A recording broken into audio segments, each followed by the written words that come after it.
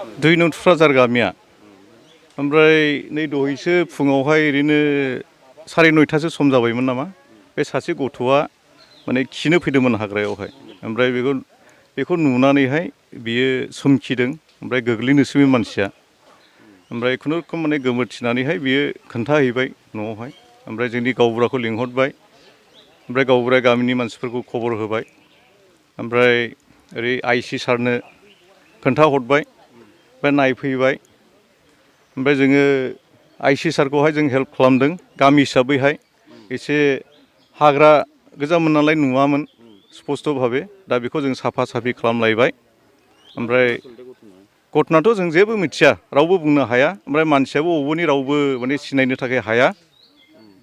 गोबां मानसिफ्रानो फैबाय खाथि खाला गामिनि मानसिफ्राबो खिन्थु रावबो सिनायनो थाखाय हाया सोर ओमफ्राय मास्कबो गानलायदोंमोन सन्देह बेबायदि घटना जानायथ' जेबो गैया बिदि दे सोरबाया माने माबा मोनसे खालामनानै बिदि सन्देह जाथावानो गैया आरोखि जाथायफोरबो जानाय गैया औ साइसआथ' फासि नांनाय बायदि नुबाय सन्देहआ माने जोंनि साननायावहाय सोरबा दुस्थामि मानसिया बेबायदिनो गामिखौ बदनाम खालामनो बेबायदि खालामदों नामा होननानै जोङो माने धारना खालामगासिनो दङ बे बेंटल आउटपस्ट रुनिकाटा थाना पिएसआ रुनिकाटा औ पुलिसाथ' बेबस्था लागासिनो दं ओमफ्राय जोंनि गावबुराया पुलिसा बुंनाय बायदि दा धारा गांसे नांगौ प्लास्टिक नांगौ दुरुंनि बेबस्था नांगौ होननायखाय दा बे मानसिखौहाय माने सुइसाइड जानायनिफ्राय हाननो दा रेडि खालामनानै दङ बैसोआ गैयाबाबो नायनानैहाय ओरैनो 20-22 बोसोरसो जानोसै नामा बिदिनो नुयो आरो जों गामियाव माने फोसा-फोसि जोङो गुबुन जायगायावसो दंमोन खिन्थु बेबायदि खोनाबाय जों गामियावहाय बेबायदि थैफैदों फासि नांनानै दंफैयो होननानै दा बेखौ जोङो नायबाय रावबो जों जेसेबां मानसि दं रावबो जों सिनाया आरो मा गामि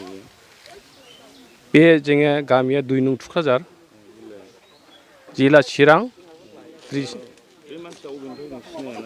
रावबो जों जेसेबां मानसि दं रावबो सिनाया मा जानानै थैदों जोंबो मिथिया आरो सन्देह जों जेबो गैया जोङो सिनायनो होननानै फैलादों जेसेबां गोबां मानसि दङ रावबो नाथाय जों सिनाया आरो जों माब्ला जानानै थादों बेखौ जों मिथिया दिनैसो जों बे जिनिसखौ सासे बेक्तिया बे न' खाथिनि मानसिया खिनो फैदोंमोन नालाय बे बेक्तिया नुफैदों आरो बियो फुंनि खिनाय समावहाय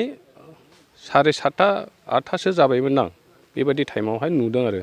ओमफ्राय जोङो गुबुन जायगायाव थांदोंमोन जोङो फैनानै नायफैबाय जों रावबो सिनाया आरो